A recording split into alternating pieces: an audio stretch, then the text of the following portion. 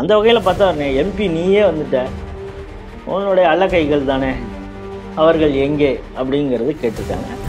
சட்டத்திற்கு புறம்பாகத்தான் அவங்க அப்பாயிண்ட் ஆகியிருக்காங்க. அந்த அவங்களுக்கு ஹெச்ஆர்என்சி மூலமாக சம்பளம் இருக்கிறது, கார் வச்சுருக்காங்க, பெட்ரோல் எல்லாமே கோயிலேருந்து அவங்களுக்கு போயிட்டுருக்குங்கிறதெல்லாம் பார்த்துட்டு கண்ணுக்கு நேராக ஒரு வயலேஷன் இருக்குது. இவர் தான் போய் பாராளுமன்றத்தில் போய் ஜனநாயகத்தை வலுப்படுத்தக்கூடிய சட்டங்களை இயற்றக்கூடிய அவையில் உட்காந்துக்கிட்டு இவர் சட்டம் அதுக்கு ஓட்டு போடணும்.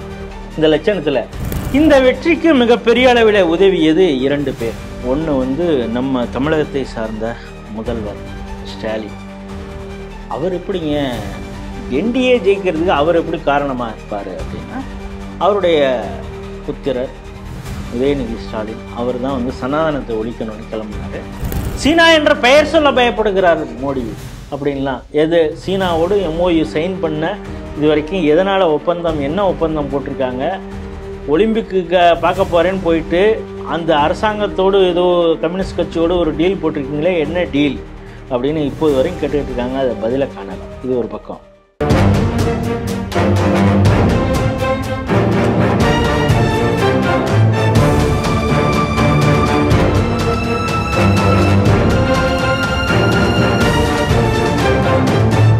தேசபக்த ஸ்ரீ டிவி நேயர்களுக்கு வணக்கம். இன்று சிந்திக்க இருக்கக்கூடிய செய்திகள் குறித்து முதலில் பார்க்கலாம். புதுக்கோட்டை புதுநிலை வயல் கிராமத்தில் ஐயனார் கோயிலை ஆக்கிரமித்த ஹெச்ஆர்என்சிஇ. திருப்பரங்குன்றம் மலை உச்சியில் தீபம், அறநிலையத்துறையை வறுத்தெடுத்த நீதிபதி. திமுக எம்பி கதிர் ஆனந்தை எச்சரித்த நீதிமன்றம். பீகார் தேர்தல் முடிவுகள், என்டிஏ கூட்டணி அமோக வெற்றி. சீனாவுக்கு செக் வைக்க உலகின் உயரமான விமான படைதளம் அமைத்த இந்தியா. ஸ்ரீ டிவியின் உண்மை நின்றிட வேண்டும் என்ற உரத்த சிந்தையோடு நான் உங்கள் பாஸ்கரன். இன்றைய செய்திகள் குறித்து சிந்திக்க நம்மோடு அரங்கத்தில் இணைந்திருப்பவர் மூத்த அரசியல் விமர்சகர் திரு ராஜேஷ் ராவ் அவர்களை ஸ்ரீ டிவி நேயர்கள் சார்பாக இணைந்தே வரவேற்கிறேன். வணக்கம் சார். வணக்கம். முதல் செய்தியாக புதுக்கோட்டை மாவட்டம். புதுக்கோட்டை மாவட்டம்னாலே சர்ச்சைக்கு குறைவில்லாத மாவட்டம் தான் சொல்லணும். புதுக்கோட்டை மாவட்டத்தில் புதுநிலை வயல் அப்படிங்கக்கூடிய ஒரு கிராமம். ஏறத்தாழ ஒரு 40 ஆண்டு காலமாக அங்கே ஒரு ஐயனார் கோவில் இருக்கு. முன்னோர்கள் பொது நிதியிலிருந்து வசூல் பண்ணி அவங்க அந்த கோவிலை கட்டியிருக்காங்க. இப்போ மீண்டும் புனரமைப்புக்காக வசூல் தொடங்கியிருக்காங்க போல இருக்கு. இது ஹெச்ஆர்என்சியின் காதுகளுக்கு போயிருக்கு. உடனே அங்கிருந்து வழக்கம் போல ஒரு டீமை போட்டுட்டாங்க. 40-50 போலீஸ் குவிக்கப்பட்டது. அந்த கோவிலை அவங்க கண்ட்ரோல் எடுக்கிறதுக்கான முயற்சியில் இறங்கியிருக்காங்க. அந்த ஊரே இப்போ ஒரு கலைபரமாக இருக்கு. காட்சிகள்லாம் ஒவ்வொன்றா வெளியில் வந்துகிட்டு இருக்கு. இந்த செய்தி எப்படி பார்க்குறீங்க? நாம் தொடர்ச்சியாக இதே ஸ்ரீ டிவியில் பேசிகிட்டு இருக்கோம். ஹெச்ஆர்என்சி எப்படி தன்னுடைய ஆக்டோபஸ் கரங்களை நீட்டி ஒவ்வொரு கோயில் நன்றாக இயங்கக்கூடிய கோயில்களையே எப்படி ஆட்டைய போடுறாங்க அப்படின்னு நம்ம பார்த்துக்கிட்டு இருக்கோம். சமீபத்தில் பார்த்தா அந்த விருதுநகர் பக்கத்தில் கூட நேரத்தில் இதே மாதிரி பிரச்சனை தான். அவங்க எல்லாமே கோயிலுக்கு எல்லாம் திருவிழாவை செய்கிறதுக்கும் அந்த கோயிலை புனரமைக்கிறதுக்கான விஷயங்களை செய்த பொழுது இவங்க அந்த மக்களை எல்லாம் தடுத்த அந்த விஷயத்தை பார்க்குறோம். பெரம்பலூரில் இதே போல் ஒரு கோயில் கும்பாபிஷேகமே ஊர் மக்கள் எல்லாம் செஞ்சு முடிச்சிட்டாங்க. ஆனால் கல்வெட்டை ஹெச்ஆர்என்சி வச்சுக்கிட்டு தான் பார்க்குறோம். தொடர்ச்சியாக இது போன்ற காரியங்களில் ஹெச்ஆர்என்சி ஈடுபடுது. தன்னுடைய கட்டுப்பாட்டில் இருக்கக்கூடிய கோயிலை எந்த அளவுக்கு நிர்வகிக்கிறாங்க அப்படிங்கிறத பார்க்குறோம். அங்கே தேவாரம் பாடுறதுக்கே 200 ரூபா வசூல் பண்ணக்கூடிய அந்த நிர்வாகம் மிக சிறப்பாக தனியார் கோயில்கள் ஏதாவது வேலை பார்த்துருந்தாங்கன்னா அதையும் கூட அறநிலையத்துறை தன்னுடைய கட்டுப்பாட்டில் எடுக்கிறதுக்கு பல முயற்சிகளை செய்து கொண்டு இருக்கு. சேகர்பாபு ரொம்ப ஆதங்கத்தோடு சொன்னதை நம்ம பார்க்குறோம். சிதம்பரம் கோயிலில் உண்டியல் கூட இல்லை அப்படின்னு அவர் ரொம்ப வருத்தப்பட்டார். ஏன்னா உண்டியல் வச்சா உடனே ஓடி வந்துடும் அறநிலையத்துறை. அப்படித்தான் நங்கநல்லூரில் இருக்கக்கூடிய ஆஞ்சநேயர் கோயிலை அப்படித்தான் இது பண்ணாங்க. அதனால தான் எனக்கு நல்ல பரிச்சயம். இங்கே பக்கத்தில் ஒரு சைதாப்பேட்டை பக்கத்தில் ஒரு பெருமாள் கோயில் இருக்குது. அந்த பெருமாள் கோயிலில் எந்தெந்த சுவாமி இருக்குது அப்படிங்கிறத அந்த போர்டு எழுதி வைப்பாங்கள்ல, அது பக்கத்திலேயே இங்கே உண்டியல் இல்லைன்னு எழுதியிருப்பாங்க. காரணம் என்னென்னா அந்த கோயிலை மிக சிறப்பாக, அதுவும் குறிப்பாக செட்டியார் சமூகத்தினர் அந்த கோயிலை மெயின்டைன் பண்ணுறாங்க. எங்கே உண்டியலை வச்சா தலைவன் ஓடி வந்துடுவான் அப்படிங்கிறதுக்கு பயந்துக்கிட்டே எல்லா இடத்துலையும் இங்கே உண்டியல் இல்லை. ஏன்னா நம்ம மக்கள் ஏதாவது காணிக்க கொடுக்கணும் அப்படிங்கிற நோக்கில் எங்கேயாவது ஒரு பைசா ஈஸா போட்டு போடுவாங்க அப்படிங்கிறதுனால அவங்க எங்கே பார்த்தாலும் எழுதி வச்சுருப்பாங்க. இப்படி ஒவ்வொரு தனியார் கோயிலையும் தன்னுடைய ஆக்டோபஸ் கரங்களால் கபலீகரம் பண்ணுகிறது அறநிலைத்துறை.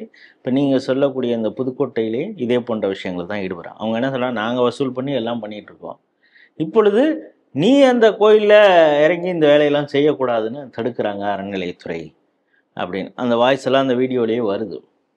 சமீபத்தில் சேகர்பாபு அவர்கள்ட்ட ஒரு விஷயம் கேட்டாங்க. உங்களுக்கே தெரியும், இந்த ஏகாம்பரநாதர் கோயில் விஷயமா இங்கே பாலிடெக்னிக் கட்டுறது, செவிலியர் கல்லூரி கட்டணும் அப்படின்னு கீழ்ப்பாக்கத்தில் அந்த முயற்சி பண்ணுற அந்த விஷயங்கள்லாம் வரும்பொழுது, சாதாரணமாக நாங்கள் தனியார் கோயிலெல்லாம் எங்களுடைய மூக்கை நுழைக்கிறது இல்லை, அந்த நிர்வாகத்திலலாம் நாங்கள் ஈடுபடுறதில்லை அப்படின்னு சொன்னார். ஆனால் வரலாற்றை நாம் பார்த்தால் இந்த திமுக ஆட்சி வரும்பொழுது கிட்டத்தட்ட 36,000 கோயில் இந்து சமய அறநிலைத்துறை கட்டுப்பாட்டில் இருக்குது. இப்பொழுது கிட்டத்தட்ட 42,000க்கும் மேற்பட்ட கோயில்கள் ஹெச்ஆர்என்சி அப்படின்னா 7,000 சொச்சம் கோயில் உள்ளே வந்திருக்கு. அப்படின்னா எப்படி வந்தது? இவங்க தனியார் கோயிலை ஆக்கிரமிக்காமல் எப்படி வந்தது அப்படின்னு இந்த ஹெச்ஆர்என்சி ஆக்ட்லேயே ரொம்ப தெளிவாக சொல்லியிருக்குது. ஏதாவது ஒரு நிர்வாக சிக்கல் ஒரு தனியார் நடத்துகிறாங்க, அங்கே திருவிழாக்கள் இந்த மாதிரி பல விஷயங்களை வசூல் பண்ணி எல்லாத்தையும் பண்ணுவாங்க, மேனேஜ்மெண்ட் ட்ரஸ்டின்னு எல்லாம் வச்சுருப்பாங்க. அதில் ஏதாவது ஒரு நிர்வாக சிக்கல் இரு தரப்புக்கிடையே ஏதோ ஒரு பிரச்சனை ஏதோ வந்ததுன்னா அந்த நேரத்தில் அறநிலையத்துறை அதை எடுத்துக்கிட்டு நிர்வாக வசதிக்காக அதெல்லாம் செட்டில் பண்ணி கணக்கு ஒழுங்கெல்லாம் எல்லாம் சரி பண்ணி இனிமேல் இந்த பிரச்சனையும் இல்லாமல் பார்த்துக்கங்க, அப்பாயின்ட் பண்ணிக்கோங்க, நீங்களே உங்கள்கிட்ட ஒரு ரோஸ்டரில் ஒரு 3 வருடத்திற்கு ஒரு முறை எலெக்ஷன் நடத்தி இவங்களெல்லாம் அரங்காவலராக அமைச்சு 5 பேர் 6 பேர் இருக்கிறது மாதிரி பண்ணி எல்லாருக்கும் அந்த கோயில் மீது பக்தி இருக்கக்கூடியவர்கள்லாம் வச்சு நீங்கள் இதை பார்த்துக்கங்க அப்படின்னு சொல்லிட்டு 5 வருடத்தில் வெளியில் வந்துடணும் அப்படிங்கிறது தான் ஹெச்ஆர்என்சி ஆக்ட். அது மாதிரி இவர்கள் செய்கிறார்களா? இது இப்போ நான் சொன்ன இந்த 7,000 கோயிலை எடுத்தாங்களே, இந்த கோயிலெலாம் எப்பொழுது எடுத்திருக்கிறாங்க? இது மாதிரி பல கோயிலை இதுக்கு முன்பு எடுத்திருப்பாங்கல்ல. 5 வருஷம் முடிஞ்சு எத்தனை கோயிலில் இதெல்லாம் நிர்வாக சிக்கல்லாம் இருந்தது, இந்த கோயிலெலாம் நாங்கள் எடுத்தோம், இதெல்லாம் ரொம்ப சரியாக அவங்கள்ட்ட பண்ணிவிட்டு அவங்கள்ட்டே ஒப்படைச்சிட்டோம் அப்படிங்கிற வெள்ளை அறிக்கையை சேகர்பாபு கொடுப்பாரா அப்படிங்கிற கேள்வியெல்லாம் நாம் தொடர்ச்சியாக ஹெச்ஆர்என்சி சம்மந்தப்பட்ட நிகழ்ச்சியில் ஸ்ரீ டிவியில் அரசு கையில் ஆலயங்கள்ங்கிற நிகழ்ச்சியிலையும் இது சம்மந்தமாக பேசிகிட்டு இருக்கோம். ஆனால் அவர் ரொம்ப தெளிவாக சட்டசபையில் சொல்லிட்டாரு, ஹெச்ஆர்என்சி சம்பந்தமாக எந்த ஒரு வெள்ளை அறிக்கையும் கொடுக்க முடியாது. 7,000 கோடி ரூபாய்க்கு மேற்பட்ட சொத்துக்களை நாங்கள் மீட்டு இருக்கிறோம், வெள்ளை அறிக்கை கொடுக்க முடியாது. அது முதலமைச்சருக்கு நாங்கள் பரிசாக கொடுத்த காஃபி டேபிள் புக்கில் வேணால் அது இருக்குமே தவிர அது வெள்ளை அறிக்கையாக வராது அப்படிங்கிறத ரொம்ப தெளிவாக சொல்லியிருக்கிறாரு. ஆகவே ஹெச்ஆர்என்சி அப்படிங்கிறது இந்து கோயில்களை, இந்து சமயம் அந்த வழிபாட்டு முறைகள் சார்ந்த அந்த கோயில்கள் சரியாக நடக்கணும் அப்படிங்கிறதையும் தாண்டி அந்த கோயில் நிர்வாகத்தை எப்படி சொதப்புறது, அந்த சொத்துக்களை எப்படி வேட்டையாடுறது அப்படிங்கிறது. ஏன்னா அந்த வணிக வளாகம் இதெல்லாம் கட்டி அதில் பணத்தை பார்க்கணும் அப்படிங்கிற ஒரு எண்ணத்தோடையே செயல்பட்டுக்கிட்டு இருக்காங்க. அதனால் ரொம்ப சிறப்பாக செயல்படக்கூடிய கோயில்கள், நல்லா பூஜையெல்லாம் நடந்து நல்லா கூட்டம் வரும்படி வரும் அப்படின்னு அவங்க தெரிஞ்சாங்கன்னா அந்த கோயிலெல்லாம் இவங்க ஆக்கிரமிக்க தொடங்கி இருக்கிறார்கள் அப்படிங்கிறது.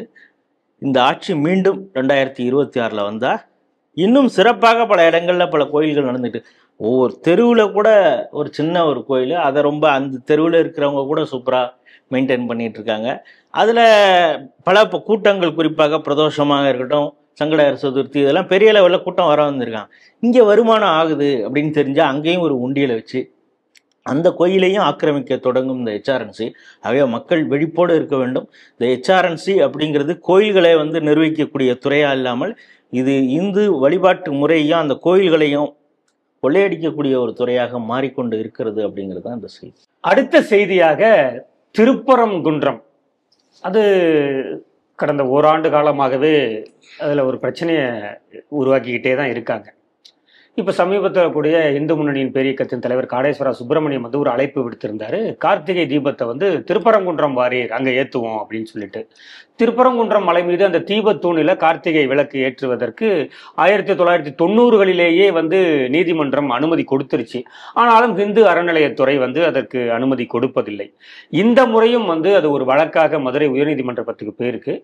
நீதி அரசர் GR சுவாமிநாதன், யாரை பார்த்து பயப்படுறீங்க அப்படின்னு அறநிலையத்துறை அதிகாரிகளை பார்த்து கேட்டிருக்காரு. இந்த செய்தி எப்படி பார்க்குறீங்க?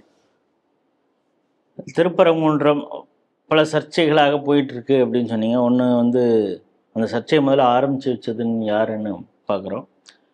அது சிக்கந்தர் மலை தான் அப்படின்னு சொல்லி ஆரம்பித்தாங்க. பிறகு அங்கே வந்து ஆடெல்லாம் எடுத்துகிட்டு போய் நாங்கள் குர்பானி கொடுத்து விருந்தெல்லாம் வைப்போம், சமபந்தி விருந்து மாதிரிலாம் கொடுப்போம் அப்படின்னு ஆரம்பித்தாங்க. அதை தடுக்க போய் பல பிரச்சனைகள் வந்தது. அதற்கு பிறகு முருக பக்தர்கள்லாம் மிக கொதித்தெழுந்து பெரிய போராட்டத்தை இருக்குன்னா அந்த போராட்டத்திற்கு தடை விதிக்கப்பட்டது. நீதிமன்றத்தின் மூலமாக அனுமதி பெறப்பட்டு 4 மணி நேரத்தில் 25,000க்கும் மேற்பட்டவர்கள் கூடி மிகப்பெரிய ஆர்ப்பாட்டத்தை நடத்தினாங்க. அதற்கு பிறகு மிக பிரம்மாண்டமான முருக பக்தர்கள் மாநாடே அங்கே நடந்தது. இது எல்லாம் திருப்பரங்குன்றம் அதை சார்ந்த மதுரை இங்கெல்லாம் மிகப்பெரிய இந்துக்களிடம் ஒரு எழுச்சியை ஏற்படுத்திய நிகழ்வுகளாக நம்ம பார்க்குறோம். ஏதோ இன்னைக்கு திருப்பரங்குன்றம் ஏற்கனவே இந்த ஒரு பிரச்சனை இருக்குது, அதை வச்சுட்டே இந்து முன்னணி இந்த கோரிக்கை வைக்கிறது அப்படிங்கிறது இல்லை. இது இந்த வழக்கே வந்தது. இந்த வழக்கு நீங்கள் சொல்கிறது மாதிரி ஒரு 40 வருடத்திற்கு முன்னாகவே அங்கே இருக்கக்கூடிய தீபத்தூணில் தான் ஏற்றணும் அப்படிங்கிறது. இதை வந்து அறநிலையத்துறை முடிவு எடுக்கணும் அப்படிங்கிறது தான் அந்த கோர்ட்டு உத்தரவு.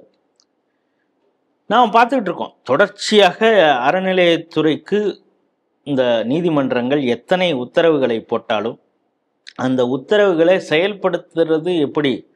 அவ்வளவு சீக்கிரம் நீங்கள் உத்தரவு வேணால் நீங்கள் நீதிபதிகள் போடலாம், அவ்வளவு சீக்கிரம் நாங்கள் செயல்படுத்திடுவோமா அப்படிங்கிறத ஒரு முரண்டு பிடிக்கக்கூடிய ஒரு வகையில் தான் சொல்லிட்டு இருக்காங்க. அதனால தான் அரசு கையில் ஆலயங்களில் தொடர்ச்சியாக கி நாகராஜன் அவர்களும் இதற்கு முன்னால் டிஆர் ரமேஷும் ஒரு விஷயத்தை சொன்னாங்க.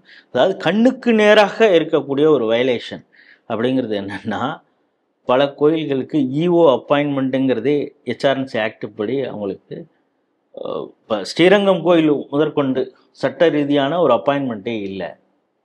அப்படி இருக்கும்போது நம்ம கண்ணுக்கு தெரியுது அங்கே ஈவோன்னு ஒருத்தர் இருக்காரு, சட்டத்திற்கு புறம்பாகத்தான் அவங்க அப்பாயிண்ட் ஆகியிருக்காங்க. அந்த அவங்களுக்கு ஹெச்ஆர்என்சியின் மூலமாக சம்பளம் இருக்கிறது, கார் வச்சுருக்காங்க, பெட்ரோலு எல்லாமே கோயிலேருந்து அவங்களுக்கு போயிட்டுருக்குங்கிறதெல்லாம் பார்த்துட்டோம். கண்ணுக்கு நேராக ஒரு வயலேஷன் இருக்குது. அப்படி இருக்கும் பொழுது ஆனால் நீதிமன்றம் ஒரு உத்தரவு கொடுக்குது, இதை நீ செய், சட்டத்திற்கு உட்பட்டு இந்த விஷயத்தை நீ செய் அப்படின்னு அதே அறநிலையத்துறைக்கு சொல்லுது. அந்த அறநிலையத்துறை பக்தர்களுக்காக இதை நான் செய்ய மாட்டேன், எனக்கு கார் வாங்கணுமா, என்னுடைய காரை வந்து அந்த மண்டபம் அந்த வாசல் உள்ளாரே கொண்டாந்து வைக்க முடியுமா, அதெல்லாம் நான் வைப்பேன். எங்களுடைய மீட்டிங்க்கு பட்டர் முறுக்கெல்லாம் வாங்கணுமா, அதெல்லாம் உண்டியல் காசுலேயே வாங்குவேன். தேவாரம் பாடுறதுக்கு கூட நான் வந்து டிக்கெட்டுக்கு பைசா போட்டு வசூல் பண்ணுவேன். இப்படியெல்லாம் சொல்லக்கூடியவர்கள் பக்தர்கள் கேட்குறாங்க, எங்களுக்கு வழிபாட்டு ரீதியாக ஆண்டாண்டு காலமாக இந்த தீபத்தூணில் தான் நாங்கள் விளக்கு ஏற்றுறோம். ஆரம்பத்தில் எதிர்ப்பு தெரிவித்தாங்க இஸ்லாமியர்கள், அதற்கு எதிராக நாங்கள் நீதிமன்றம் வேற வந்து பெரிய ஆர்ப்பாட்டம் போராட்டம் அப்படியெல்லாம் பண்ணல, ஜனநாயக ரீதியாக சட்டப்படி எங்களுக்கு கொடுத்துருக்கக்கூடிய உரிமையின்படி நீதிமன்றத்துக்கு போய் நீதிமன்றத்திலையும் உத்தரவு வாங்கிட்டோம். 40 ஆண்டுகளாக ஏதாவது ஒரு சமூகம் ஒரு நீதிமன்றத்துடைய உத்தரவும் வாங்கி 40 ஆண்டு காலம் சும்மா இருப்பாங்களா? சார் நான் என்ன கேட்குறேன், இந்த ஈஓஓ இந்த அறநிலையத்துறையிலேயே அவருடைய சொந்த சொத்துல இப்படி இருக்குது, அண்ணன் தம்பிக்குள்ளார ஏதோ ஒரு பிரச்சனை வருது, அவங்களுக்கு ஜட்ஜ்மெண்ட்டு அவங்களுக்கு ஆதரவாக ஒரு தீர்ப்பு வந்தால் அவர் அப்படி தான் செயல்படுவாரா? பரவாயில்ல, என்னதான் இருந்தாலும் அண்ணன் ஏதோ ஒரு இதுக்கு நான் போயிட்டேன் கோர்ட்டுக்கு, எனக்கு சாதகமாக தீர்ப்பு வந்தால் கூட நான் அதெல்லாம் பண்ண மாட்டேன் அப்படின்னு அவர் சொல்லுவார். இது என்ன அவங்களுக்குன்னா ஒரு நியாயம், இந்து பக்தர்களுக்குன்னா ஒரு நியாயமா? இதே மாற்று மதத்தினவர்களுக்கு இதே போல ஒரு தீர்ப்பு வந்திருந்தா இப்படித்தான் இந்த அரசாங்கம் பார்த்து கொண்டு இருக்குமா அப்படிங்கிற கேள்வி. அதனால தான் இந்து முன்னணி இந்த முறை கார்த்திகை தீபத்தை நம்ம தீபத்தூணில் தான் ஏற்றணும்னு ஒரு அறைகோல் எடுத்து எல்லாரும் கலந்து கொள்ள, எப்படி முருக பக்தர்கள் மாநாடுக்கு எப்படி வந்தீங்களோ அதே போல் இந்த நிகழ்வுக்கும் வாங்க அப்படின்னு சொல்லியிருந்தாங்க. இது சம்பந்தமாக ஒரு கோரிக்கை மனு வைக்கிறாங்க அறநிலையத்துறைக்கு. ஏன்னா அவங்க தான் எக்ஸிக்யூட் பண்ண வேண்டியவங்க. அவங்கள்ட்ட கேட்குறாங்க, நாங்கள் இது மாதிரி விளக்கு ஏற்றணும் நினைக்கிறோம் அப்படிங்கிறப்ப செய்யக்கூடாது, வேற பிள்ளையார் அந்த இது ஒன்று இருக்குது, அந்த இடத்துல வேணா ஏற்றலாம் அப்படிங்கிறப்ப எப்படி பிரச்சனை வரும் அப்படிங்கிறது தான். இப்போ ஒவ்வொரு இதையும் இப்போ உங்களுக்கு தெரியும், திண்டுக்கல்ல ஒரு பொது மைதானம், அங்கே இருக்கக்கூடிய ஒரு அம்மன் கோயிலில் கும்பாபிஷேகம் நடக்குது, ஆயிரக்கணக்கான பக்தர்கள் வராங்க. அந்த இடத்துல அவ்வளவு இடம் இல்லை, அந்த கோயில் வளாகத்தில் அவ்வளவு பெரிய இடம் இல்லை. சரி, எங்கே அதிகமான இடம் இருக்குது அப்படின்னா அங்கே இருக்கக்கூடிய ஒரு பொது மைதானம். அந்த மைதானத்தில் நாங்கள் டென்ட்டு போட்டு அன்னதானம் நாங்கள் கொடுக்குறோம் அப்படின்னா இது பொது மைதானமாக இருக்கலாம், ஆனால் உங்களுக்கு அனுமதி இல்லை அப்படின்னு இந்துக்களுக்கு அங்கே இருக்கக்கூடிய வட்டாட்சியர் இவங்கெல்லாம் சொல்கிறாங்க. ஏன் அப்படின்னா ஒரு 6 மாதத்துக்கு முன்னாலே இங்கே ஈஸ்டர் பண்டிகை நடந்திருக்குது, அதனால் உங்களுக்கு அதை கொடுக்க முடியாது. ஏன் அது எப்போ நடந்ததில்ல, இன்னொன்று இது பொது மைதானம் எல்லாருக்கும் தானே உரிமை உண்டு அப்படின்னா சட்டம் ஒழுங்கு பிரச்சனை ஏற்படும், அதனால் நாங்கள் கொடுக்க மாட்டோம் அப்படின்னு சொல்லி அது எப்படி அப்படின்னு கோர்ட்டெல்லாம் கேட்டு பிறகு இதே நீதியரசர் தான் அப்பொழுது ரொம்ப கடுமையான ஒரு விஷயங்கள் எல்லாம் சொல்லி மைதானம் என்பது பொதுவானது, நீங்கள் ஏற்கனவே எதாவது இருந்ததுன்னா அதெல்லாம் சமன்படுத்திட்டு சரி பண்ணிவிட்டு அவங்க அன்னதானம் கொடுக்கறதுக்கான ஏற்பாடை பண்ணணும் அப்படின்னு நீதிபதி தீர்ப்பு சொன்னார். இவங்க அந்த மக்களையும் தூண்டி விட்டாங்கங்கிறது நம்ம அப்பொழுதே டிவியில் பேசணும். சட்டம் ஒழுங்கு பிரச்சனை வரும் அப்படின்னா அந்த மக்கள் பிரச்சனை செய்யாத பொழுதே அரசாங்கம் ஏன் சொல்லுதுன்னா, நீ இப்படி நான் இப்போ சொல்லியிருக்கிறேன் அதுக்கு தகுந்த மாதிரி நீ ரியாக்ட் பண்ணினா அடுத்த வருஷமாவது அவங்களுக்கு நான் கொடுக்காம இருக்கிறதுக்கான இதை காரணம் காட்டி அவங்களுக்கு கொடுக்காம இருப்பேன் அப்படின்னு ஒரு இண்டிகேஷன் கொடுக்கறது தான் இந்த வேலையை செய்கிறாங்கன்னு நம்ம சொன்னோம். அதே போல் 400-500 பேர் சர்ச்சில் போய் நின்றுக்கிட்டு பிறகு எங்களை அரெஸ்ட் பண்ணியே ஆகணும்னு அவங்க போராட்டம் பண்ணதெல்லாம் பார்க்குறோம். இப்போ அதே போல் தான் இப்போ இதே நீதியரசர் பொழுது என்ன கேட்குறாரு, யாருக்கு பயந்து கொண்டு அப்படின்னு. இப்போ கிறிஸ்தவர்களாவது அவங்கள அரெஸ்ட் பண்ணுங்கன்னு அவங்க போராட்டம் பண்ண, அவங்க நல்லவங்கலாம் நான் சொல்ல, அதில் பெரும்பாலானவர்கள் போராட்டத்தில் ஈடுபட்டது மதம் மாறிய பெண்கள், அவங்கெல்லாம் போராட்டி எங்களை அரெஸ்ட் பண்ணுங்கன்னாங்க. அது இங்கே எப்படி பண்ணுவாங்கங்கிறது அந்த போலீஸுக்கு தெரியும். கையை வச்சிட முடியுமா? கையை வச்சுட்டா அந்த போலீஸ்காரர்களுக்கே அங்கே என்ன பிரச்சனை வரும் அப்படிங்கிறதெல்லாம் தெரியும். இன்னும் வரப்போகுது எலெக்ஷனு, அதற்காக அந்த போலீஸ்காரர்கள் மீது இந்த அரசு வேணால் நடவடிக்கை எடுக்குமே தவிர, அதாவது சட்ட ரீதியாக நடவடிக்கை எடுக்கணும்னு நினைக்கக்கூடிய போலீஸ்காரர்கள் மீதே இந்த அரசு நடவடிக்கை எடுக்குமே தவிர பெரிய ஆர்ப்பாட்டம் பண்ணி சட்ட ஒழுங்கு பிரச்சனையை ஏற்படுத்தக்கூடியவர்கள் மீது நடவடிக்கை எடுக்க மாட்டாங்க. அதனால தான் நீதியரசர் கேட்குற யாருக்கு பயந்து கொண்டு அப்படின்னா, நீதியரசருக்குமே தெரியும் அவங்க யாருக்கு பயந்துக்கிட்டு இருந்தாங்க. ஏன் அதை எப்படி வெளிப்படையாக சொல்லுவாங்களா என்ன, நாங்கள் அவர்களுக்கு தான் பயப்படுறோன்னு? அவங்களுக்கு தான் நமக்கு தான் தெரியுதே. இந்து அமைப்பினர் பலரை கொலை செய்தவர் ஜெயிலுக்குள்ளார் இருக்கார். ஜெயில் வார்டனையே அவங்க பிடிச்சி அந்த ஃபேனில் இருக்கக்கூடிய ரெக்கையெல்லாம் எடுத்து வச்சு அவர் அங்கங்கே வெட்டுறாங்க. ஏன் இப்படி நடந்திருக்கு அப்படிங்கன்னா, அடுத்த நாள் அந்த சிறைத்துறை டிஜிபியே சொன்னார அவங்களுக்கு பிரியாணி சரியான டயத்துக்கு போகல, அதுவும் ரம்ஜான் காலம் அவங்களுக்கு சரியாக போகல அப்படின்னு. யாருக்கு வெட்டு விழுந்திருக்கு? அங்கே இருக்கக்கூடிய போலீஸ்காரருக்கு. ஆனால் போலீஸ் தரப்பிலிருந்தே கொடுத்த வாக்குமூலம் என்னன்னா, அவங்க ஏன் அப்படி நடந்துக்கிட்டாங்க, இப்படி ஆயிடுச்சு, வெட்டினது சரிதான் அப்படிங்கிறது. யாரு? சிறை கைதி. அவன் என்ன பண்ணியிருக்கான், 5-6 பேரை கொண்டுட்டு உள்ள இருந்திருக்கான் இந்து தலைவர்களை. அவங்களுக்கு அப்படி அவங்க பேசும் பொழுது இப்போ நீதிபதி இப்படி கேட்டால் கவர்மெண்ட்டில் இருக்கக்கூடிய அதிகாரிகள் வேற என்ன பதில் சொல்லுவாங்க? ஆனாலும் இது இந்துக்களுடைய உரிமை சம்பந்தப்பட்டது, அதனால தான் கேட்டிருக்காங்க, நோட்டீஸ் சர்வ் பண்ணியிருக்காங்க, நீதி கிடைக்கும். இந்த நீதி இப்போ கோர்ட்டு இப்போ கொடுத்துடலாம், இது தீபத்தூண்லேயே ஏற்றுங்க அப்படின்னு கூட மதுரை நீதிமன்றத்திலே கூட ஒரு உத்தரவு கொடுக்கலாம். அதை இந்த அரசாங்கம் எக்ஸிக்யூட் பண்ண வைக்கிறது கடமை இந்துக்களிடம் இருக்கிறது. அதற்கு எப்படி முருக பக்தர்களாக மிகப்பெரிய அளவிலே பிரம்மாண்டமாக திரண்டார்களோ அதே போல் கார்த்திகை திருநாள் அன்னைக்கு நம்ம கைது செய்யப்படுவோம் அப்படி இப்படி எப்படி அப்போ வீட்டு காவல்லையே வச்சோம் அப்படி இப்படிலாம் ஆரம்பித்தாங்களே, அதே போல் இந்த காவல்துறை செயல்படும். இதையும் தாண்டி நாங்கள் அந்த எங்களுடைய உரிமையை மீட்பதற்காக நாங்கள் தீபத்தை அங்குதான் ஏற்ற வேண்டும், அதுதான் வழக்கம், அங்கு நாங்கள் செல்வோம் அப்படின்னு இந்துக்கள் பக்தர்கள் முடிவெடுத்து விட்டால் இந்த அரசாங்கம் வேறு வழி இல்லாமல் செயல்படுத்தும் அப்படிங்கிறது தான் நம்முடைய பார்வை. அடுத்த செய்தியாக 2019 பாராளுமன்ற தேர்தலின் போது வேலூர்ல துரைமுருகன் மூத்த அமைச்சருடைய மகன் கதிரானந்த் தான் நிற்கிறாரு. அப்போ பணப்பட்டுவாடா பண்றாரு அப்படின்னு சொல்லிட்டு அவர் மீது ஒரு வழக்கு. அவருக்கு துணையாக இருந்த பூஞ்சோலை சீனிவாசன் அவரோட சிமெண்ட் கிடங்குலேருந்து ஒரு 11 கோடி ரொக்க பணம் வாக்காளர் பட்டியலோட யார் யாருக்கெல்லாம் எவ்வளோ அமௌண்ட் கொடுக்கணும் அப்படிங்கிற அந்த பட்டியலோட அது தேர்தல் ஆணையம் கைப்பற்றுறாங்க. அது பிறகு அந்த தொகுதிக்கான தேர்தல் நிறுத்தப்பட்டது, மீண்டும் தேர்தல் நடைபெற்றது, அவர்களை வெற்றி பெற்றார்கள். இப்போ அந்த வழக்கில் கதிரானந்த் அவர்கள் நேற்றைய தினம் நீதிமன்றத்துக்கு போயிருக்காரு படைசூழ. அதற்குமே நீதிபதி கண்டனம் தெரிவிச்சிருக்காருங்கிறது ஒரு செய்தி. ஆனால் மெயின் செய்தி என்ன அப்படின்னா, அதுல 2ஆம் குற்றவாளி 3ஆம் குற்றவாளியாக இருக்கக்கூடிய இந்த பூஞ்சோலை சீனிவாசன் அப்புறம் தாமோதரன் அப்படிங்கிறவங்க வரல, கோர்ட்டுக்கே வரல, ஆஜராகல, வரல, விசாரணைக்கு வரல அப்படின்னா பிடிவாரண்ட் கொடுக்கப்படும் அப்படின்னு கண்டிப்பா நீதிபதி சொல்லியிருக்காரு. அப்பவும் அதுல இருக்கக்கூடிய இந்த பூஞ்சோலை சீனிவாசன் அப்படிங்கிறவரு அங்க வரவில்லை அப்படிங்கிற தகவல் வந்திருக்குன்னு செய்தி எப்படி பாக்குறீங்க? இப்போ இதுவே அன்னைக்கு இயரிங் அப்பவே இப்படிப்பட்ட ஒரு கடுமையாக நீதிபதி ஏன்னா 2-3 தடவை இயரிங் பார்த்துட்டாருங்க, நீதிபதி டென்ஷனாக இருக்காரு, ஏதாவது எஸ்க பிஸ்கா ஏதாவது தீர்ப்பு சொல்லிடுவாருங்கன்னு யாராவது இன்டிமேஷன் கொடுத்துருந்ததுனால தான் கதிர் ஆனந்தே அன்னைக்கு அந்த இயரிங்க்கு வந்திருப்பாரோங்கிறது என்னுடைய எண்ணம். அது தப்பாக இருக்கலாம் இல்லை. ஸோ A1 வந்துட்டார், A2 எங்க, A3 எங்க அப்படின்னு அந்த வகையில் பார்த்தா எம்பி நீயே வந்துட்ட, உன்னுடைய அல்லக்கைகள் தானே, அவர்கள் எங்கே அப்படிங்கிறது கேட்டிருக்காங்க. கேட்கலன்னா அவங்கள அரெஸ்ட் பண்ணுவோம் அப்படின்னு.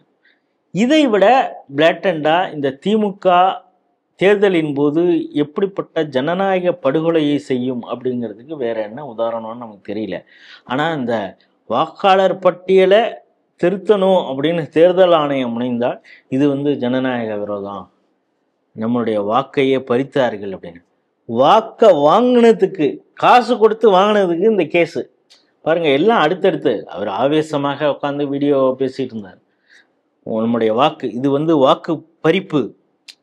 எப்படி நீட்டுங்கிறதுப்ப அது கனவை கலைப்பது, இது மருத்துவராக வேண்டுங்கிற கனவுல நெருப்பள்ளி போடுறதுன்னு அப்போ சொன்னாங்க. இப்போ இது சரிபார்க்கிறது, உன்னுடைய இது தஸ்தாவேஜெல்லாம் கொடுத்துட்டு ஆவணங்களை கொடுத்து உனக்கு உரிமையை வழங்குறது.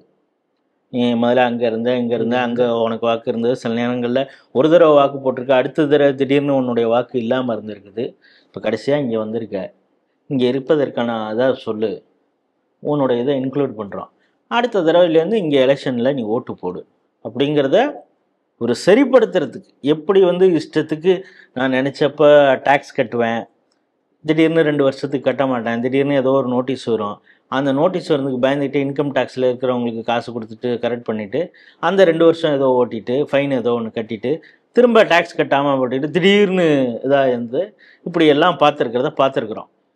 இந்த பிரச்சனையை சரி பண்ணுறதுக்காக ஜிஎஸ்டி ஒன்று தான் அட்லீஸ்ட் மாதம் மாதம் கட்டி தொலைப்போம், அது என்ன வருதோ. ஆனால் ஒரு ஆர்கனைஸ்டாக நம்ம ஆகிட்டோம் அப்படின்னு பல நிறுவனங்கள் அன்ஆர்கனைஸ்டாக நிறுவனத்தை நடத்தி கொண்டு வந்தவங்கலாம் இந்த ஜிஎஸ்டினால ஆர்கனைஸ்டாக ஆகிட்டோம் அப்படின்னு சொல்கிறவங்கள பார்த்துட்ருக்கோம். அப்படி தான் இந்த தேர்தல் ஆணையமும் சில விஷயங்களை சரி பண்ணணும் அப்படின்னு நினச்சா ஜனநாயக பறிப்பு, ஓட்டு பறிப்பு அப்படின்னு சொல்லிட்டு இன்னைக்கு ஓட்டு காசு கொடுத்து நீ இப்படி கோடிக்கணக்கில் செலவு பண்ணி வாங்கியிருக்கிற, உன் காசெல்லாம் இங்கேருந்து கடன்லேருந்துலாம் எடுத்தோம், கோடவுன்லேருந்துலாம், அந்த ஆள் இங்கே வரல அப்படின்னு இதை விட முகத்தில் அரைஞ்சது மாதிரி ஒரு நீதிபதி, அவன் வரலன்னா தூக்கி உள்ளே வச்சிருவேன் அப்படின்னா எனக்கு தெரிஞ்சு அவங்கள வர வைக்க. அதில் இன்னும் என்னென்னா தாமோதரன்கிறவர் வந்திருக்கிறார் மாஸ்க் போட்டு. அவர் என்னன்னா இது என்ன இந்த கோர்ட்டு தானே அப்படின்னு சொல்லிட்டு அந்த ஆள் கிளம்பி போயிட்டான். அதாவது கோர்ட் வாசலுக்கு வந்துட்டு அப்பியர் கூட ஆகாம போனேன்னா எம்பி இவர் வேணா அவருக்கு பதவி இருக்கு, நாளைக்கு எம்பி பதவியை பிடுங்கிடுவானோன்னு இந்த ஆளு உள்ள உட்காந்துருக்கலாம். எனக்கு என்னடா அப்படின்னு நினைச்சிட்டு அந்த ஆள் கிளம்பி போட்டான். பயந்துகிட்டு ஒரு ஆள் நீங்க சொல்ற பூஞ்சோலை சீனிவாசன் வரல, தாமோதரன் மட்டும் கலந்துக்கிட்டாரு, அந்த இயரிங்ல இருந்தாரு அப்படிங்கிறத பாக்குறோம்.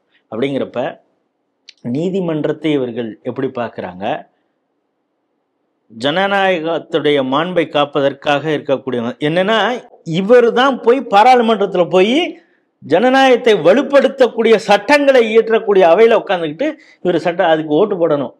இந்த லட்சணத்தில் இவர் எப்படி ஜெயிச்சு வந்திருக்காருங்கிற லட்சணம் பார்த்தோம். அப்புறம் இவர் நிழற்குடை கட்டியதில் எப்படி 3 மாதத்துலேயே என்ன ஆச்சுங்கிறத பார்க்குறோம். அதுக்கப்புறம் மணல் கொள்ளையில், இவங்களுக்கு கனிம வள கொள்ளையில் இவர்களை சார்ந்தவர்களே பிஏ பேசுனது, அந்த ஆடியோ கிடியெல்லாம் பல சர்ச்சையானதுங்கிறதெல்லாம் தொடர்ந்து பார்த்து கொண்டு இருக்கிறோம். இப்படி சட்டத்திற்கு புறம்பாக பல விஷயங்களை செய்யக்கூடிய திமுக நீதிமன்றத்துக்கும் சவால் வர்றது மாதிரி இந்த விஷயங்களை பண்ணிகிட்டு இருக்காங்க. செந்தில் பாலாஜி எப்படி நடந்தார் நம்ம பார்க்குறோம். கடைசியில் நீதிமன்றமே என்ன சொன்னது, உங்களுக்கு பதவி வேணுமா ஜாமீன் வேணுமான்னு கேட்டது. அது நீதிமன்றம் அது பெரிய கைண்ட் ஹார்ட்டட் ஜட்ஜு போல இருக்கு அவர், உங்களுக்கு பதவி வேணுமா ஜாமீன் வேணுமா. பட் அட்லீஸ்ட் இந்த நீதிபதி தூக்கி உள்ளே வச்சிருவேன்னு A2 A3 சொல்லியிருக்காரு. அந்த நீதிபதியுடைய அந்த உத்தரவு சரி, ஆனால் அடுத்தடுத்த கட்டமாக எப்படி நகர போகிறது அப்படிங்கிறதான். இப்படி தான் விழுப்புரத்தில் ஆரம்பித்தது. அந்த கேஸை கொண்டாந்து அவசரமாக வேலூருக்கு கொண்டு வந்து ஒரே நாளில் 4 நாளில் எல்லாத்தையும் படிச்சுட்டு பொன்முடிக்கு வந்து விடுதலை கொடுத்த இதுவும் அங்கே வேலூரில் தான் நடந்திருக்குது. ஆனால் இங்கே இவர் இப்படி தைரியமாக ஒரு உத்தரவு போட்டிருக்காங்க. என்ன நடக்குதுன்னு பார்ப்போம். 4வது செய்தியாக பீகார் சட்டமன்ற தேர்தலுக்கான ரிசல்ட் வந்துருச்சு. எக்ஸிட் போர்ட்லேயே இதை குறித்து நம்ம பேசியிருந்தோம். என்டிஏ கூட்டணிக்கு தான் வெற்றி வாகை சூட போகிறது அப்படின்னு. இது இந்தியாவிலேயே லார்ஜஸ்ட் செகண்ட் பாப்புலேட்டட் ஸ்டேட்டுன்னு சொல்லலாம். கிட்டத்தட்ட ஒரு 13 கோடி மக்கள் இருக்காங்க. 243க்கு என்டிஏ கூட்டணி 208ல் ஆல்மோஸ்ட் லீடிங். இப்போ நம்ம ரெக்கார்டிங் வரைக்கும் 208 லீடிங்னு சொல்லியிருக்காங்க. அது ஒரு மாதிரியான ஸ்டேட்டு தான். அது பாடலி புத்ரா இல்லையா? மிகப்பெரிய பல்கலைக்கழகம், நாலந்தா பல்கலைக்கழகம், அறிவு ஜீவிகளை உலகுக்கே தந்த பல்கலைக்கழகம் இருந்த ஊர். அங்கே மீண்டும் நாங்கள் அறிவு ஜீவி தான் அப்படின்னு சொல்லிங்கிற மாதிரி ஒரு ரிசல்ட் வந்திருக்கு. செய்தி எப்படி பார்க்குறீங்க? இந்த செய்தியை பார்த்தோன்னே நம்மளெல்லாம் முகத்தில் அரைஞ்சது மாதிரி. யார் இப்போ இவங்க சொன்னாங்கல்ல, அவெல்லாம் இங்கே ரோடு போடுறதுக்கு வரான், டாய்லெட் கட்ட வரான், பீடாவாயன், பானிபூரி திம்பவன், இப்படியெல்லாம் சொன்னான். அவன் வந்து நம்ம முகத்தில் புளியர்னு அரைஞ்சிருக்கான். அவனை மாதிரி காசுக்கும் வீரன் குவார்டர் சரக்குக்கும் ஓட்டு போடுறோம் இல்லைடா. நாடுக்கு யார் வேணும் அப்படிங்கிறத யோசித்து நாங்கள் படிக்காமலாக இருந்திருக்கலாம் கிராமத்தில். ஆனால் நாங்கள் வந்து ஓட்டை வந்து விவரமாக போடுவோம். ஒன்றை மாதிரி குவார்டர் சரக்குக்கும் பிரியாணிக்கும் கொடுக்குற 500 ரூபா 1000 ரூபா காசுக்கும் 5 வருஷத்தை அடகமான வைக்கக்கூடிய டேஷ் டேஷ் இல்லடானா அப்படின்னு அந்த மக்கள் சொல்லியிருக்கிறதா. அந்த ரிசல்ட்டை பார்த்தோன்னே முகத்தில் புள்ளையர்னு நம்ம ஆட்களை அடித்தது பான்பராக்காலே. அதனால தான் ஒரு சூப்பரான ஒரு கார்ட்டூன் போட்டிருந்தாங்க. என்னென்னா, இவன் தாங்க தான் சொல்லியிருக்கானே பான்பராக்கு வாயன், ஆன்ஸுக்கு அடிக்கிறான், திங்கிறவன் அப்படின்னு. அவன் அப்படி வச்சு கசக்குறான். யாரை கசக்குறான்னா தேஜஸ்வியே, ராகுலெல்லாம் வச்சு கசக்குன்னு இந்த மக்கள் கசக்கி வாயில் வச்சுட்டான். அதுதான் அந்த கார்ட்டூன் போட்டிருக்காங்க. இந்த வெற்றிக்கு மிகப்பெரிய அளவில் உதவியது 2 பேர். ஒன்று வந்து நம்ம தமிழகத்தை சார்ந்த முதல்வர் ஸ்டாலின். அவர் எப்படிங்க என்டிஏ ஜெயிக்கிறதுக்கு அவர் எப்படி காரணமாக இருப்பார் அப்படின்னா, அவருடைய புத்திரர் உதயநிதி ஸ்டாலின் அவர் தான் வந்து சனாதனத்தை ஒழிக்கணும்னு கிளம்புனார். அதற்கு பிறகு இவருடைய அமைச்சரையில் இருந்த சகாக்கள்லாம் இந்த பீகார் மக்களை எவ்வளவு கேவலமாக பேசினாங்க அப்படிங்கிறதெல்லாம் டிரான்ஸ்லேட் பண்ணி அங்கே பீகாரில் அந்த நேரத்தில் இதை எப்போ பயன்படுத்தலாம் அப்படின்னு யோசித்த பிரதமர் நரேந்திர மோடியும் சரியான நேரத்தில் அந்த பாலை போட்டு, அந்த பாலை அவர் எப்போ போகிறாருன்னா, அதுக்கு 2 நாள் முன்னாடி தேஜஸ்விகிட்ட கேட்குறாங்க, உங்களுக்கு பிடித்த முதல்வர் யார் அப்படின்னா, அந்த ஆளுக்கு பாருங்க உலகத்தில் எல்லாரையும் சல்லடை போட்டு சலிச்சுட்டு ஸ்டாலின் தான் அப்படின்னா. ஸோ எனக்கு தெரிஞ்சு இப்போ அந்த ஜோசியமாக இருக்கிறதா சொல்லுவாங்க, இல்லை மற்ற இந்த நிமித்தங்கள் சொல்கிறவங்க என்ன சொல்லுவாங்கன்னா, சில விஷயங்கள் வந்து உங்களுக்கு தெரியாமல் உங்கள் வாயில் வந்துருங்க, அதுவே அது இதாகிடும், பழிச்சிரும் அப்படிம்பாங்க. இந்த ஆளு இதுதான் சும்மா இதாக சொல்லிடலாம். இல்லை எங்கள் அப்பாவே நல்ல ஆட்சி தானே பண்ணாரு இருக்கலாம் அப்படின்னு சொல்லியிருக்காங்க. லாலு பிரசாத் சும்மாவாவது சொல்லியிருக்கலாம், சும்மாவது சொல்லியிருக்கலாம். இவர் என்ன நினச்சுன்னா, பயந்துட்டு நம்ம அப்பா ஆட்சின்னா ஜங்கிள் ராஜ்னு முடிவு பண்ணிடுவாங்க, நம்ம சும்மா அடிச்சு விடுவோம், அப்போதான் எங்கே பார்த்தாலும் ட்ரெண்டிங் இருக்குது அப்படின்னு சொல்லிட்டு ஸ்டாலின் ஆட்சி அப்படின்னா, இது உங்கள் அப்பா ஆட்சியோட மோசமான ஆட்சி ஆச்சாடா, எங்களெல்லாம் அசிங்கமாக திட்டினா பரவலாச்சே அப்படின்னு நினச்சிட்டு மக்கள் போட்டு குத்துன்னு குத்தி எடுத்துட்டு அமுக்குன்னு, அப்போ அப்படி சொல்லக்கூடாதுல்ல, இப்போ அமுக்குன்னு அமுக்கி என்டிஏ அது. நான் அந்த நேரத்திலே கூட நினச்சேன், நிதிஷ்குமாருக்கு வயசாயிடுச்சு, ரொம்ப வயசாயிடுச்சு. 20 வருஷமாக ஆட்சியிலே நிர்வாகத்திலே இருக்கிறார். நீங்க சொல்ற மாதிரி 13 கோடி மக்கள் இருக்காங்க. நிறைய பசங்க இப்போ நிறைய படிச்சு ஐஐடியில் நல்ல எஸ்எஸ்சி போன்ற தேர்வுகள் எல்லாம் எழுதி மத்திய அரசாங்க உத்தியோகத்தில் போகக்கூடிய இளைஞர்கள்லாம் நிறைய பேர் வந்தாங்க. ஒரு பக்கம் அன்ஸ்கில்டு வந்து மற்ற வேலைகளை செய்கிறாங்க, ஸ்கில்டாக யூபிஎஸ்சி எக்ஸாம்லாம் எழுதி பெரிய பெரிய போஸ்டிங் போகிறவங்களாம் இருக்கிறாங்க. இவங்களுக்கெல்லாம் ஒரு சலிப்பு தானே வரும் அப்படின்னு பார்த்தா, இந்த லாலு பிரசாத், தேஜஸ்வி இவங்க பண்ண ஜங்கிள் ராஜ் அதை வந்து அந்த மக்கள் ஒன்றும் மறக்க தயாராக இல்லை. பொத்தாக்குறைக்கு நம்ம தானே தலைவன் பாஜகவுக்கு நான் வந்து இந்தியா காஷ்மீர் முதல் கன்னியாகுமரி வரை வெற்றி மட்டுமே நான் அவர்களுக்கு தருவேன் பரிசாக அப்படின்னு கங்கணம் கட்டி வேலை செய்யக்கூடிய ராகுல் காந்தி வந்தார். அவர் இப்போ லிஸ்ட்டு போட்டிருக்காங்க எந்தெந்த தொகுதியிலெல்லாம் அவர் பிரச்சாரம் பண்ணார்னு. அதில் ஒரே ஒரு கிஷன்கஞ்சுங்கிற வருது, அது வந்து 70% கிட்டத்தட்ட முஸ்லீம். அது டிஃபால்ட்டாக நீங்கள் வந்து எலெக்ஷனே நடத்த வேண்டாம், அங்கே வந்து பிஜேபி ஜெயிக்காதுன்னு நம்ம சொல்லிடலாம். அந்த ஒரு இதில் மட்டும் இப்போதைக்கு லீடிங் இருக்காங்க. 4, 5ங்கிறாங்க, கடைசியில் 1, 2ல் வந்து நிற்கிது. கடைசியாக அவ்வளோ ஆக போகுதுன்னு தெரியல. ஸோ அந்த ஒரு தொகுதியில் தான், அதாவது அவர் பிரச்சாரம் பண்ண அந்த, அதாவது அவருக்கு பிரச்சாரமே தேவையில்லாத தொகுதியில் போய் அவர் பிரச்சாரம் பண்ணியிருக்காருன்னு பார்த்துங்க அவர் எந்த அளவுக்கு இருக்காருன்னு. ஸோ அந்த ஒரு இதில் மட்டும்தான் காங்கிரஸ் வருது. பாக்கி எல்லாத்துலேயும் பாஜகவும் ஜேடியும் லீடிங். இவர் வந்து குட்டையிலெல்லாம் குதிச்சாரு, மீனை போய் பிடிச்சாரு, மீனும் சிக்கலை, காங்கிரஸும் முழுகிடுச்சு அப்படிங்கிறது தான் பார்க்குறோம். இன்னொன்று, இவங்களுக்கு வந்து ரொம்ப ஒரு மற்ற தலைவர்களுக்கு கிடைக்காத ஒரு சொஃபிஸ்டிகேஷன் என்னென்னா, இப்போ மோடியை வந்து அவரை ஆதரிப்பவங்களும் திட்டுவாங்க, நாங்கள் எதிர்பார்க்கறது மாதிரி இன்னும் அவர் கடுமையாக இல்லையே அப்படின்னு நம்ம கூட அவரை திட்டுறோம். பாஜகக்காரங்க வேணால் புகழலாம், நம்ம சில நேரங்களில் அவரை விமர்சனம் வைக்கிறோம். அவரை எதிர்ப்பவர்கள் நாடு முழுக்க இருக்கான். என்ன நடந்தாலும் அவங்க வீட்டில் அன்றைக்கி பால் போடலன்னாலும் இது மோடி போட்டது, அவர் ஜிஎஸ்டி போட்டிருக்காரு, அதனால தான் அந்த பால் போடுறவங்க கூட போடலை அப்படின்லாம் கூட ஏதோ ஒரு காரணம் சொல்லி அவர் விமர்சிப்பாங்க.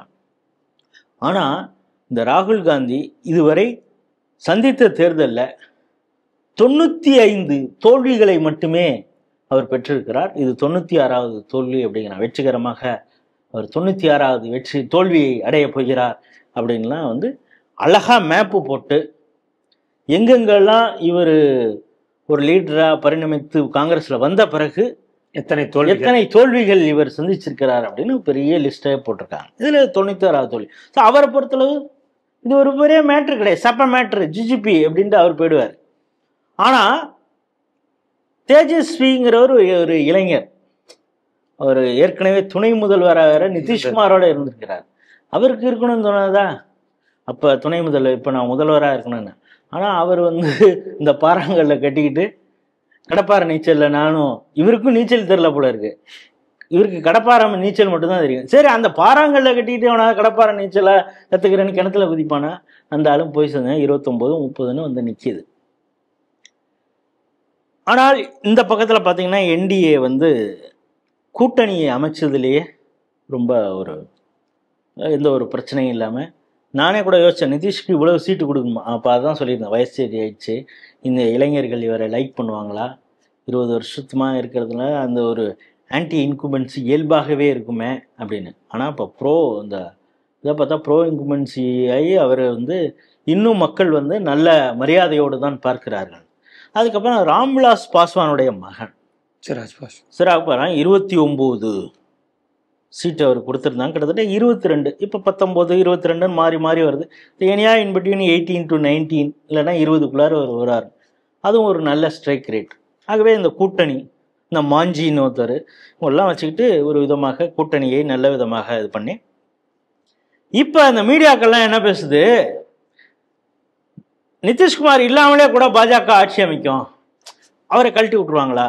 அப்போ அதாவது அவர் அங்கே ஒரு பிரச்சனை வந்து அவங்களுடைய டார்கெட் வந்து இப்போ பீகார் இல்லை, அந்த பிரச்சனை வந்து பீகார் அந்த ஜேடியு வந்து பாஜக கூட்டணியிலேருந்து வெளியில வரணும், அப்பொழுது மத்திய அரசு கவிழ்றதுக்கு ஒரு வாய்ப்பு இருக்குங்களா அப்படின்னு. இப்போ இவங்க எல்லாரும் இப்போ ராஜா, ஆண்டிமுத்து ராஜா பேசுனதான் பார்த்துருப்பீங்க. பீகார் தேர்தல் என்பது வந்து பீகாருக்கான தேர்தல் அல்ல, மத்தியில் என்ன அடுத்தது நடக்க போகிறது என்பதை தான் சொல்லக்கூடிய தேர்தல் அப்படின்னு. இப்போ தெரிஞ்சு போச்சா மத்தியில் என்ன நடக்க போகுது அப்படின்னு. இது குறித்து இன்னும், அதாவது ஒவ்வொரு பகுதி வாரியாக எப்படியெல்லாம் ஓட்டு போட்டிருக்காங்க நம்ம விரிவாக பேசலாம், நாளைக்கு கூட பேசலாம். இல்லை என்னன்னா, போன தேர்தலில் அதாவது நிதிஷ்குமாரும் தேஜஸ்வியும் இருந்த அந்த தேர்தலை வெற்றி ஆகி சூடி இவங்க வந்தாங்க.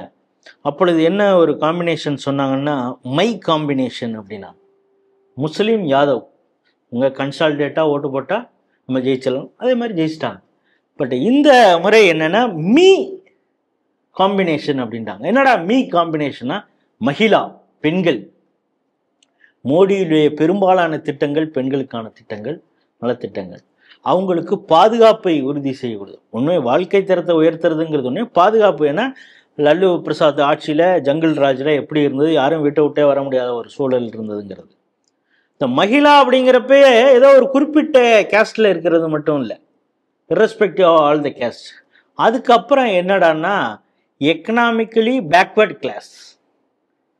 அவங்க அது எல்லாமே இருப்பாங்க. பிராமின்ஸ்லேருந்து யாதவ்லேருந்து நீங்கள் என்னென்ன கேஸ்ட் அங்கே இருக்குதோ எல்லாம் எல்லாருமே எக்கனாமிக்கலி பேக்வர்டு.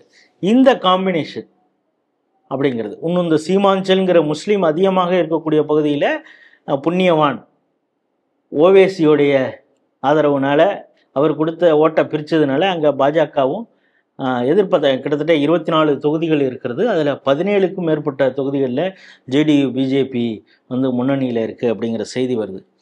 ஆகவே பீகாரில் பெரும்பாலான இடங்களில் இந்த கூட்டணி வெற்றி பெற்றிருக்கிறது. பெண்கள் அதான் அதிகமாக விழுந்திருக்கு. இன்னொன்று சொன்னால் பெண்களுக்கு அதிகமான சீட்டுகளையும் பாஜக ஜேடி கொடுத்துருக்குறாங்க அப்படிங்கிறது பார்க்குறாங்க. அதனால தான் இந்த மைத்திலி தாக்கூருங்கிற ஒரு பாடகி சூப்பர் இளம் வயது பாடகி அவங்களுக்கெல்லாம் சீட்டு கொடுத்து அந்த பொண்ணு கூட வெற்றியும் பெற்றிருக்கிறாங்க அப்படிங்கிறத பார்க்குறோம். பெண்களுக்கு ஒரு உயரிய அந்தஸ்தை கொடுத்துருக்காங்க. இப்போ இந்த காலம் பெண்களின் வெற்றி காலமாக இருக்கிறது. அதனால தான் கிரிக்கெட்லேயே கூட சாம்பியன்ஷிப் வாங்கினாங்க. இப்பொழுது பீகாரிலே மிகப்பெரிய வெற்றியை பாஜகவுக்கு கொடுத்துருக்கிறதே பெண்கள் தான் அப்படிங்கிறது தெரியுது. ஆகவே மோடி வந்து ஒரு சரியான திசையில் போயிட்டுருக்காருங்கிறது மட்டும் இல்லாமல் அவருடைய எக்ஸ்பீரியன்ஸ் நாளுக்கு நாள் அவருடைய கணிப்பு எவ்வளவு சரியாக இருக்கிறது அப்படிங்கிறது. இந்த ஜென்சி நீங்கள்லாம் போராடுங்க ஓட்சோரி அப்படின்னு சொல்லி இந்த பக்கமாக இப்போ பிரிண்ட் எடுத்து வச்சுருந்தார். அதுக்கு எவ்வளோ லட்சம் நான் செலவு பண்ணேன்னு அந்த அளவுக்கு கூட மக்கள் ஓட்டு போடலை காங்கிரஸுக்கு அப்படிங்கிறது டெசிமேட் ஆயிடுச்சு. அப்படிங்கிறத மண்ணோட மண்ணாக காங்கிரஸை புதைச்சிட்டு அவர் ஜாலியாக யூரோப்பில் சுற்றுறார். அதாவது வெற்றி தோல்வி. இப்போ பிஜேபிக்கு வந்து தோல்வி வந்ததே இல்லையான்னு மத்திய பிரதேசில் தோத்தாங்க, இதுக்கு முன்னால் ராஜஸ்தானில் தோத்தாங்க, கெலாட்லாம் இப்போ தானே மீண்டும் வந்தார். தோல்விங்கிறது இப்போ இமாச்சல் பிரதேஷ்லேயும் கூட தான் தோத்தாங்க. அதுக்காக அங்கே இருக்கிறவங்கெல்லாம் கடகண்ணியை கட்டிட்டு இனிமேல் இந்த அரசியல் சரிப்பட்டு வராதுன்னு போயிடுவாங்களே. அடுத்தது என்ன பண்ணணும் அப்படிங்கிறது தன்னுடைய ரிசல்ட் என்னவா இருக்குன்னு தெரிஞ்சுட்டு அவர் ஜாலியாக யூரோப் கிளம்பிட்டார். ஆனால் இங்கே காங்கிரஸ் கட்சியில் இருக்கிறவனுக்கு என்ன பதில் சொல்கிறதுன்னு தெரில. குறிப்பாக பீகாரில் இருக்கக்கூடிய காங்கிரஸ் கட்சிக்காரனுக்கு என்ன பதில் சொல்கிறது மக்களுக்குன்னு. அங்கே இருக்கிற லோக்கல் லீடர்ஸ் இதை பற்றி இன்ட்ராஸ்பெக்ட் பண்ணணுங்க.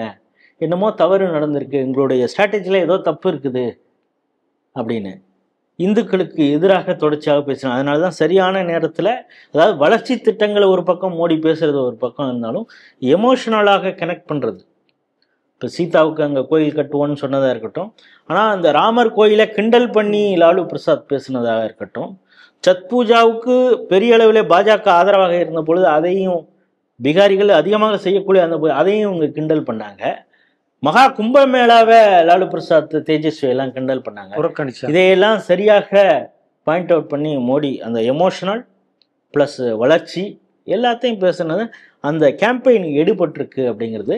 ஜென்சிக்கள் உண்மையிலேயே ஜனநாயகத்தை மீட்கணும் அப்படின்னு அவர் சொன்னார் ராகுல் காந்தி.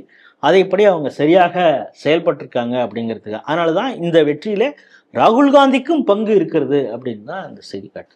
பாரத பிரதமராக நரேந்திர மோடி அவர்கள் பதவியேற்ற பிறகு இந்திய ராணுவம் எந்த துறையெல்லாம் வலு பெற்றதோ இல்லையோ அப்படின்னு டேட்டா வச்சுக்கிட்டு பேசுறதுக்கு முன்னாடி கண்ணை மூடிக்கிட்டு என்னமோ தெரியல இந்தியன் மிலிட்ரிக்கு ஒரு தனி பவர் வந்த மாதிரி இருக்கு, பல்வேறு விஷயங்களில் நவீனத்துவம் புகுத்தப்பட்டது அப்படின்னு சொல்லலாம். அவங்களுக்கு பேக் போனாவே மோடியின் அரசு இருக்கு அப்படின்னே சொல்லலாம்.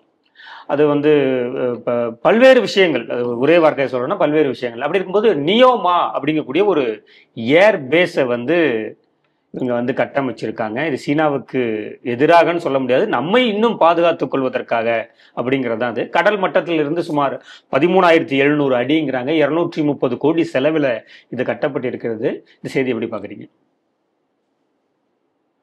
அதாவது யோசிச்சு பார்க்கணும். இராணுவ அமைச்சராக அப்பொழுது ஏகே ஆண்டனி இருந்தார். பல ஆயிரம் கிலோமீட்டர்கள் வந்து பாதுகாப்பு இல்லாமல் ஒரு இது இல்லாமல் நம்ம எல்லை வரையறுக்கப்படாமல் சீனா பார்டரில் இருக்கு அப்படின்னா